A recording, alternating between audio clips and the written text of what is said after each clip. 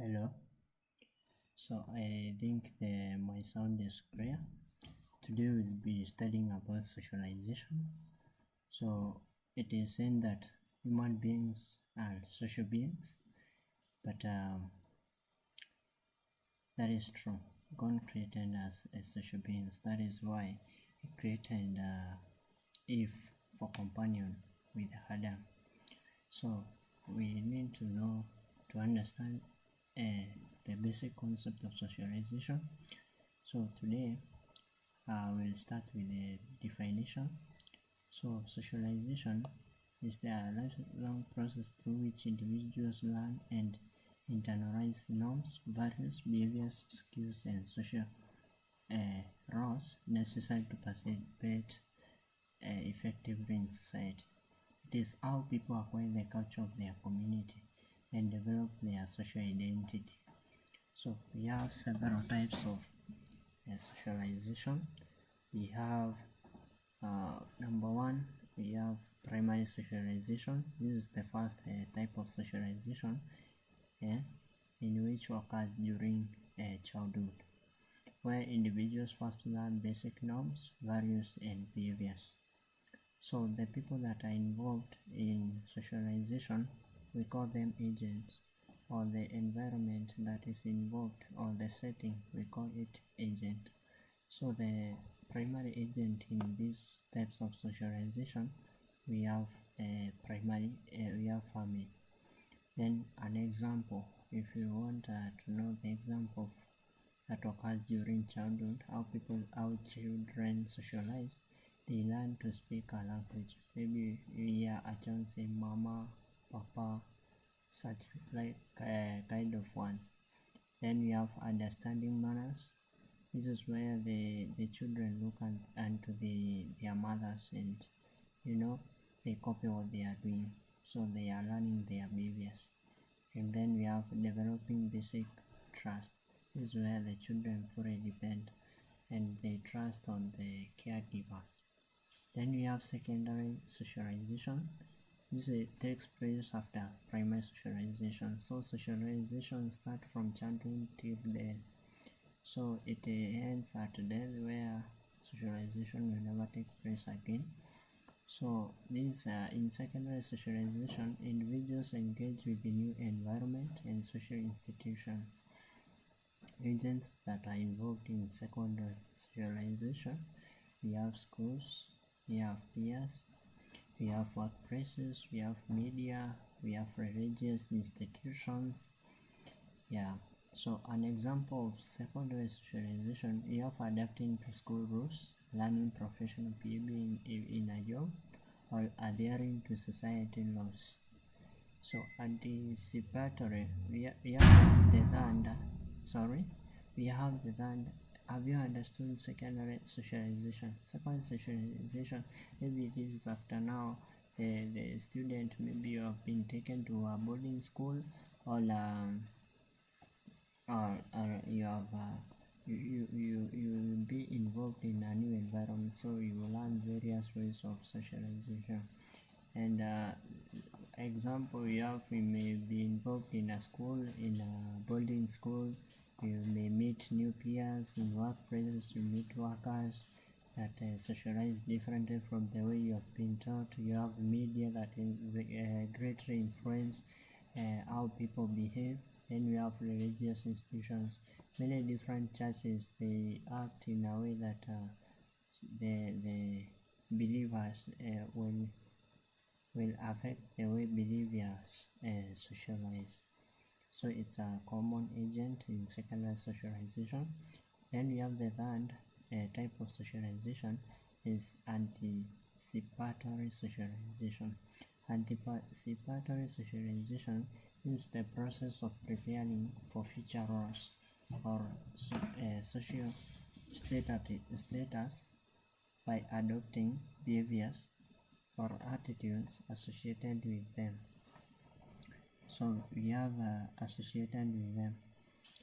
So we have mentors as agent, we have role models, and also education system. So in anticipatory socialization, these people socialize by preparing future roles or social status by adopting behaviors or attitude associated with them. A student, for example, a student preparing for a professional career, or a couple attending parenting classes before having a child. So you see, the couple have not been able to take care for a child, so they are taken through a seminar maybe to be taught on how to take care of the children, because it's a new role.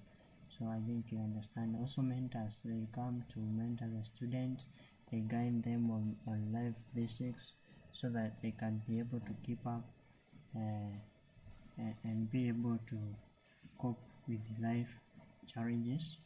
Then we have developmental socialization.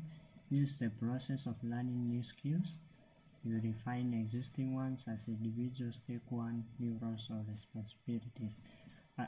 Like I said, human beings are social beings, so you may find out that in a job you need a new skill, or maybe in a particular area you need a new skill, so you need to refine the existing ones so that you can be competent. The agents that are involved in developmental socialization, we have training programs, professional environments, and personal experiences. So an example, a manager learning leadership skills, or an adult acquiring new technology skills. So like programmers, they keep adding more skills every day, because the market is very competent, so you need to keep up with the upcoming skills that are in the market, so that you can be competent and you can be the best developer in the market. We have the fifth type of socialization. This is resocialization. This involves learning old behaviors, norms, and adopting new ones, often occurring in significant change of environment or life circumstances. Maybe you may find out yourself that you have been born with this kind of behavior.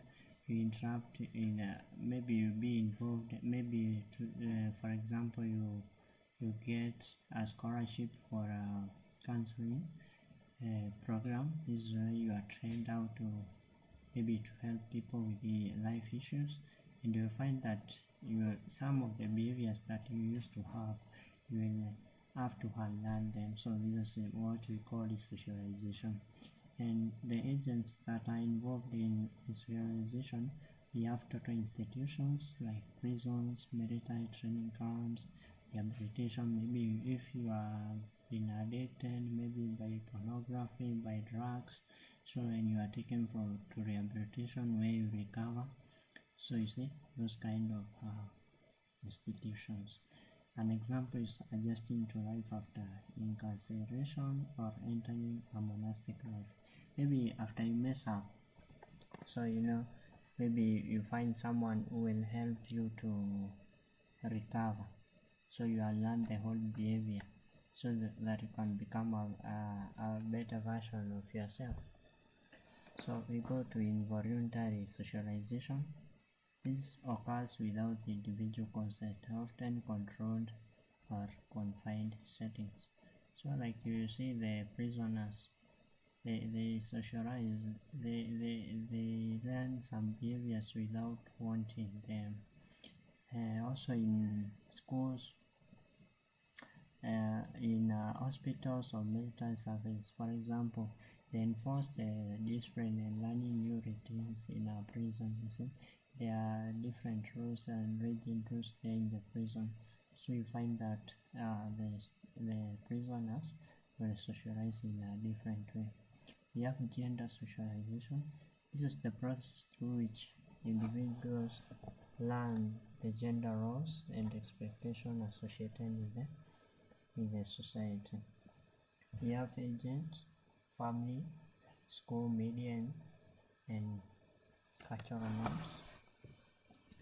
So in this kind of socialization, people learn different gender roles that are expected for them. So you learn these kind of roles from the family, school, media, and cultural norms. So example, boys being encouraged to play sports while girls are directed toward nurturing roles. So you find like maybe a boy is trying to behave like a father, a girl is trying to behave like a mom, you see, or like his older brother.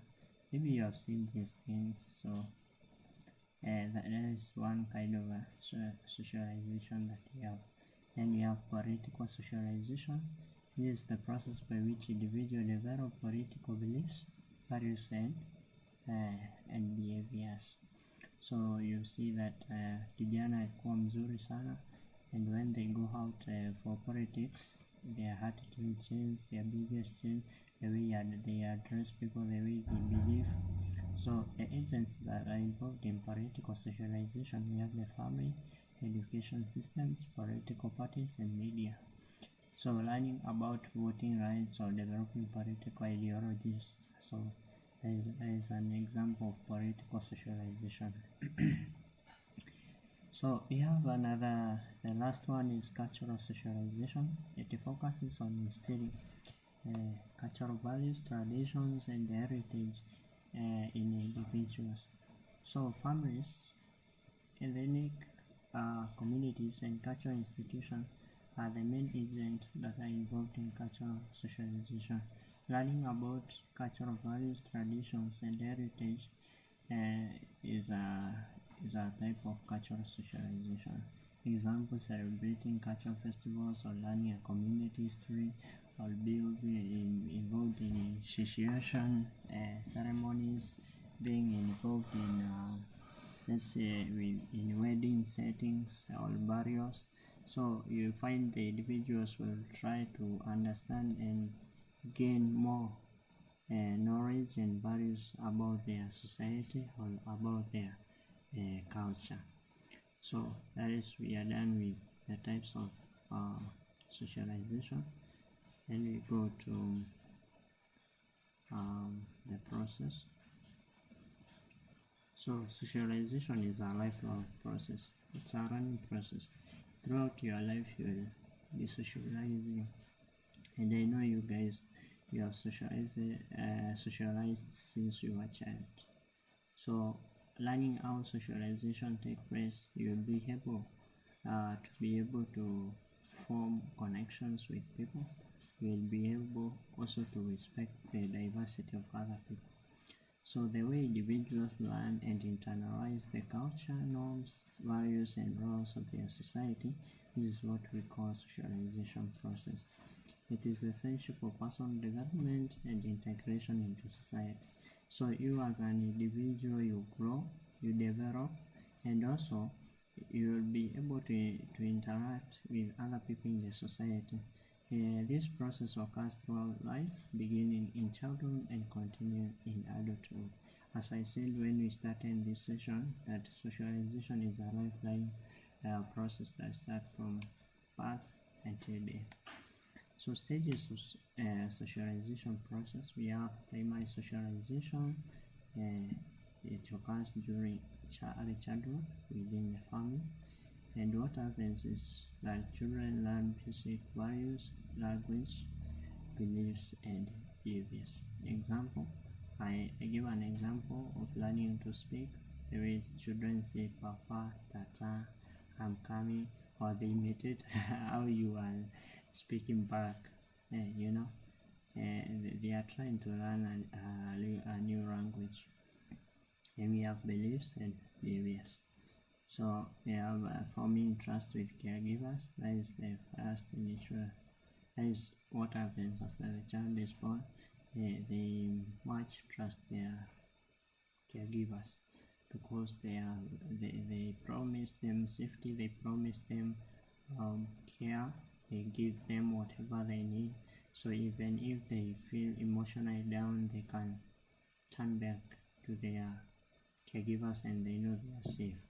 So we have secondary socialization. So the types, the way they follow in order, this is how the stages are. So the only difference is that we have many types of socialization, but they are categorized under the 4 types of socialization. So if you ask about the process, the stages of a socialization process, there is no issue with the explaining about the types, but not all the types. So we have secondary socialization. This occurs late in the childhood, adolescence, and adulthood. So it occurs in social institutions like schools, workplaces, and peer groups. What happens is that individuals learn how to behave in more complex social settings and adapt societal roles. Example, understanding professional etiquette or societal rules. Adult socialization. So adult socialization occurs during adulthood. So it occurs mainly in workplaces, in relationships, and communities.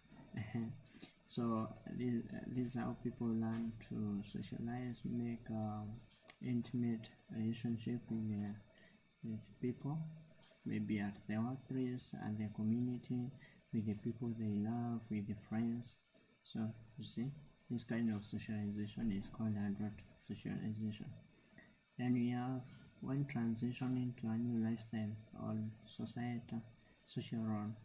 In structured settings like prisons, military, or rehabilitation centers, what happens is that old behaviors are learned. The people adapt new roles like being parents, spouse, or leaders. So this is where you learn a new role.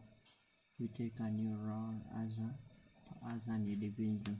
An example is learning parenting skills or leadership practices. In one way or the other, you'll find that these types of socialization, or these stages of socialization, you will never skip them.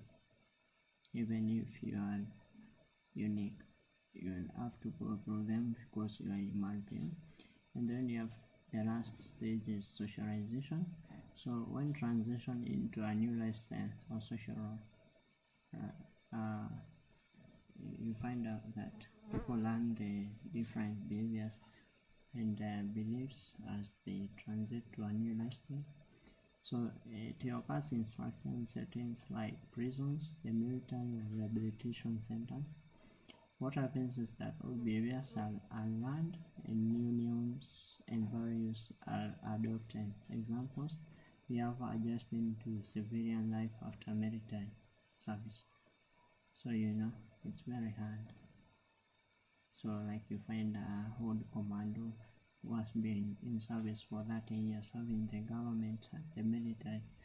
So they have to they have to understand that the civilians now are the normal people who don't know about the rules, the instructions. So they focus on adjusting to the civilian life after coming from the military, and they start living normal life. I'm not saying that they are not living normal life, but this is what happens in the socialization stage. So we go to steps in the socialization process. So we have observation. Observation is the first step. So individuals they learn or adapt to a certain behaviors, values of those around them by watching. You observe those behaviors. So an example, a child watching how family members interact. That is very common. Then we have imitation. These individuals they replicate behaviors they observe in others, like a toddler mimicking an adult gestures or speech. The way I start saying, "Mama, why are you looking at me? You are beautiful," something like that, because of the words they have heard. Maybe someone take, so they try to mimic. Then we have interaction. This is through communication, relationships, and individuals, practices, and refined behaviors. So this kind of behaviors, you'll find them by interacting. So you find through communication and relationship, individuals practice and also they define behaviors. Maybe an example is a teenager learning social cues in peer groups. You find out they learn those kind of lifestyles from the other teens, and they start practicing them, and it becomes part of them. So we have the last step is internalization, is an adult following society rules without conscious effort. So without wasting much time, we go to factors that influence socialization process. Socialization process is influenced by several factors that shape how individuals learn norms, values, behaviors, and roles in their society. So number one, we have family. So the role of family in socialization is that it is the primary agent, especially during childhood. So the influence that it gives to the child is teaches language, values, and basic norms. It also shapes emotional and moral development. It also influences attitude towards authority, gender roles, and cultural traditions. An example is that a child raised in a strict household may develop a strong sense of discipline. That is true. Then in schools, the second factor that influence socialization process is school. So school they formalize learning of society norms, discipline, and critical thinking. So they teach cooperation, competition, and respect for rules. They influence aspiration and occupational roles. So we find that also the school promotes cultural knowledge and social integration. So an example is that school fosters social skills through group project and extracurricular activities. So the third factor is peer groups. So peer groups is depends. So you find out that a child is behaving in a way that is not that you are not used to, because they learn from their peers. So it shapes their behaviors and attitudes. So the way you see a child behaving, so you should know that during adolescence, their peer groups greatly affect the way they behave and what they learn. So the peer groups, they encourage conformity to group norms, so that you need to adapt to what they are doing. It shapes identity, self-esteem, and social preferences.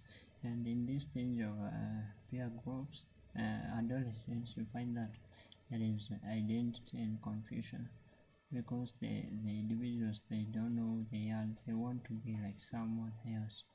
So you find that if they don't realize themselves, then they end up developing confusion and also self-esteem. We have they act as a source of emotional support and belonging. So you find that teenagers may adopt specific fashion styles or hobbies based on peer influence. So for emotional support, you find that there are things that teenagers can share within themselves and they cannot share with their parents. So we go to another factor is media. Mass media, it exposes individuals to society norms, global cultures, and ideologies. So it shapes media it shapes perception of gender roles, beauty standards, and lifestyle choices. It also spreads cultural norms and values across diverse audiences. It can reinforce stereotypes or challenging traditional norms. An example is advertisement. They promote environmental conservation and that may influence sustainable practices. That is true. And then we have religion. So religious institutions, they teach moral values, ethics, and spiritual practices. They provide a framework for understanding right and wrong, the morals. So they shape worldviews, rituals, and customs. They influence attitudes towards social issues like marriage, education, and gender roles. An example is that a child raised in a religious household may internalize values like charity and compassion. Yeah, because they have learned those ethics either from the church or the religion. So next is we go to culture and society. So the culture, it plays so it defines what is considered acceptable behavior. Find out that maybe those small men, those that are getting money, those that are willing to get married, they say that if you want a wife, you go to the village. So that means that the culture, it is considered, it defines what is considered acceptable behavior. So the culture and the society, they influence languages, traditions, and everyday practices. It shapes individual roles based on social hierarchies like gender, ethnicity, and also it defines societal expectations and values. For example, collectivist cultures emphasize family and community ties, while individualistic cultures prioritize personal achievement. So there are those kind of cultures that emphasize the family and the community ties. So that is a correction. They are called collective cultures, while those that prioritize personal achievement are called individualistic cultures. This way you find them in individuals. So another factor is economic factor. So we have several factors. Maybe I will share the document with you and you will go through them. Economic factors, they influence access to resources and opportunities. They shape aspiration, attitudes towards work and social mobility, and economic hardships may lead to alternative socialization patterns. While their families often provide broad exposure to cultural and education experiences, a child from a friend family may have access to private education influencing their social network. So you may find that there are children that they don't get opportunities because of the environment they are raised in. So nobody wants to be born in a poor background, but you find yourself that you are in that family. So what you will do, you will have limited access to the resources. So that the economic factors will influence how the hardships or how flexibility of resources and opportunities.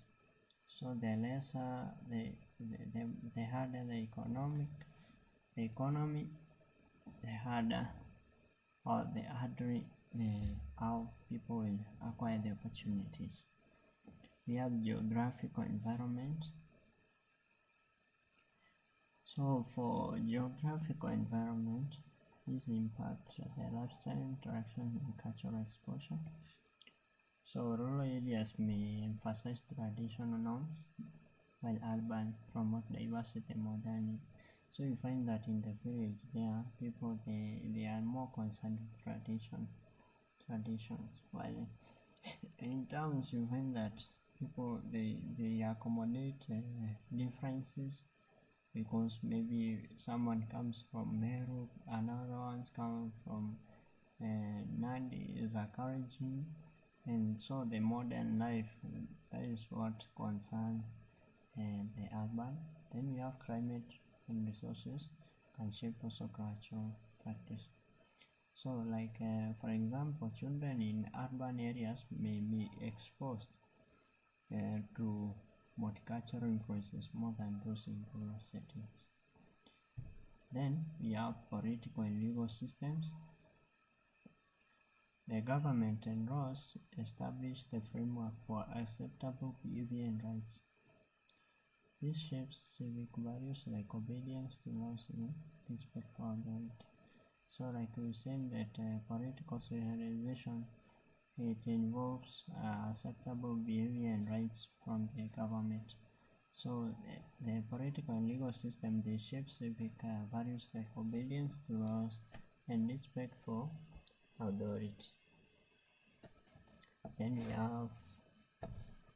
it promotes ideologies like democracy and socialism. So an example is in democratic society, individuals may be socialized to value freedom of speech and participation in governance. Another factor is technological advancement. Technology has transformed communication, education, and cultural exchange. So the way the technology develops over time, it provides an instant access to the information and global perspective through maybe like nowadays we have AI. People learn from the AI, they consult the AI. We have YouTube channels, we have bloggers, we have Instagram, we have TikTok, we have Facebook. This is where people now socialize. They can encourage virtual socialization through platforms like social media. Social media has become widely used, though these days it is influencing individuals negatively. Then we have shapes generational differences in values and attitudes, like maybe the current generation, they call themselves Gen Zs.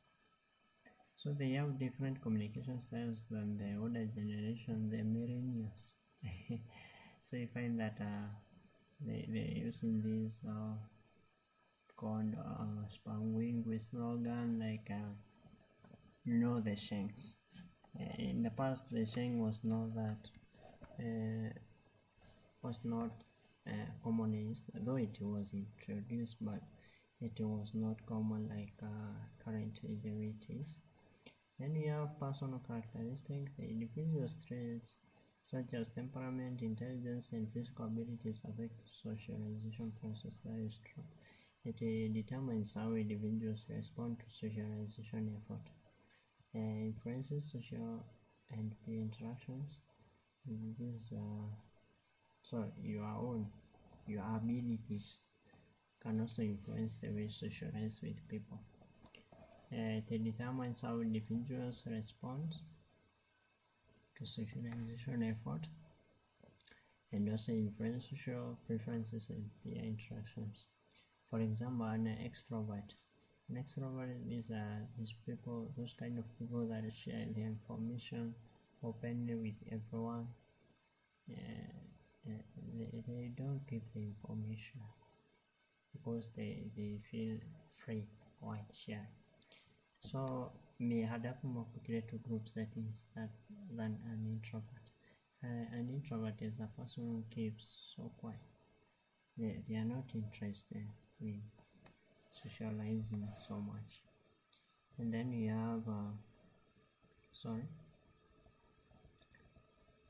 have historical and temporal context. The time period in which a person lives impacts the norms and values they are exposed to. So where you live, how much you have lived will affect your morals and values. For example, those people in major events like wars, revolution, pandemics, Generation difference. Individuals who grew up during economic depression may prioritize savings and financial security. For example, we were hit by 2020 COVID, the Corona. Corona taught people a lot of things. Some of them they got depressed. Some of them they were about to kill themselves. Some of them they learned how to become addict. So you see, it's a lot. So that's why I'm saying the historical or the stage that you are may be influenced by the current situation. So they say that maturity is pretending that you don't know something and you learn from scratch. So the way you learn, it's a way of socialization.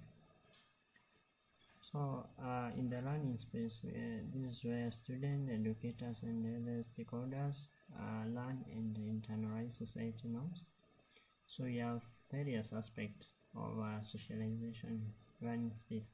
Learning space, I've said that it can be anywhere that where people are learning. So you have three aspects. We have formal, informal, and hidden curriculum. So for formal socialization, it happens through structured curriculum and teaching methods. So it focuses on transmitting knowledge, skills, discipline, and civic values. So maybe like in schools, like following the classroom rules, understanding historical events, or learning critical thinking. Maybe like a student who uses a method that will help the student to brainstorm on a certain scenario will help them socialize formally. That is what we call formal socialization. So it's structured.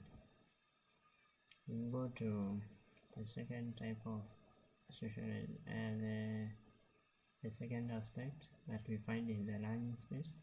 We have informal socialization. This occurs through peer interactions, extracurricular activities, and informal teacher and student relationships. So it teaches social skills like cooperation. Number two, we have leadership and conflict resolution. So an example is building friendship.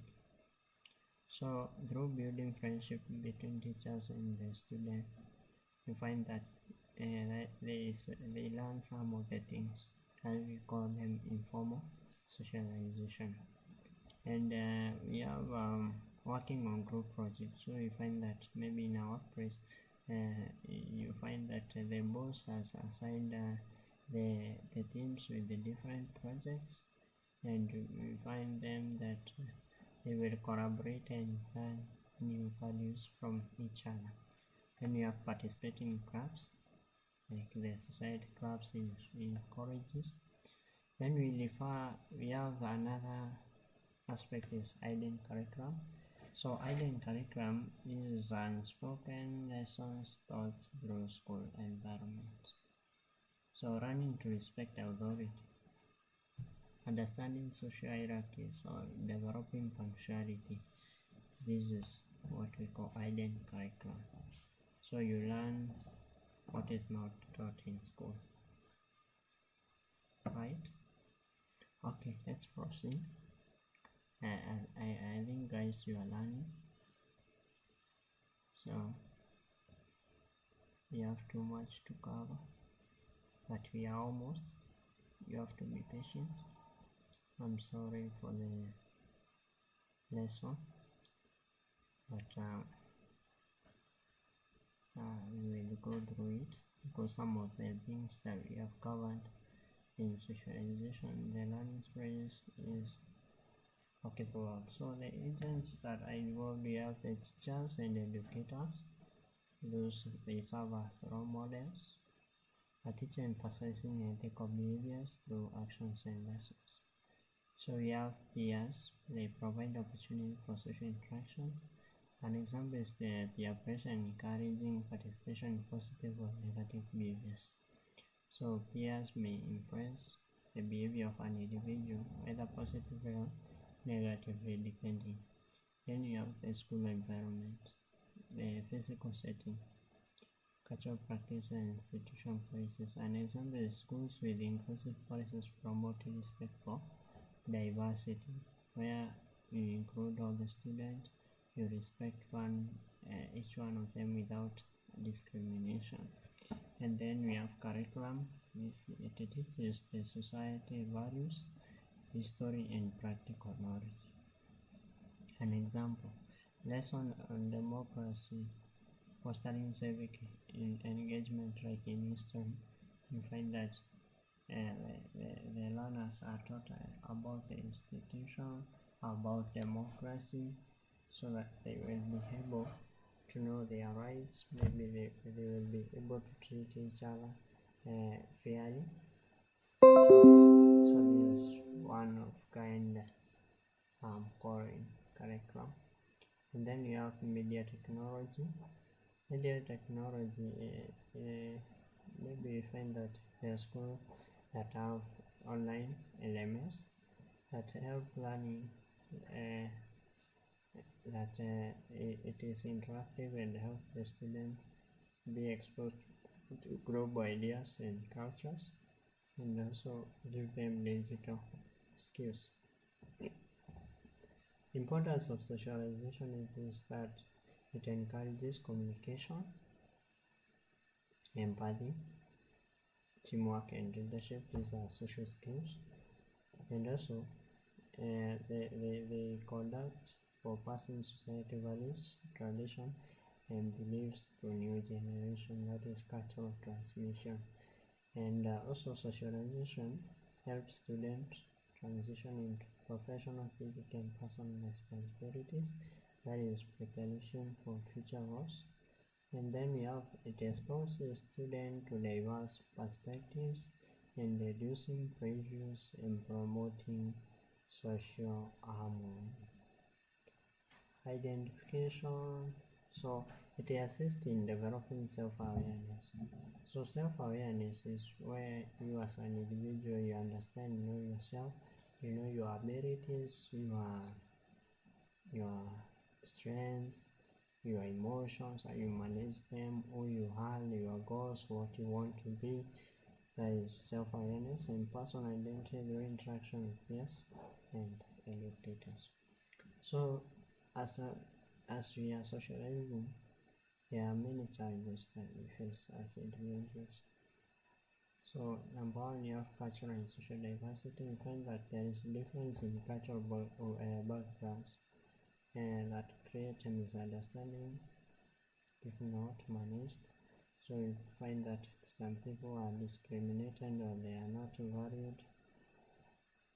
You have bullying and peer pressure, and this through peers can lead to stress and bullying and peer pressure. Those negative socialization can cause someone to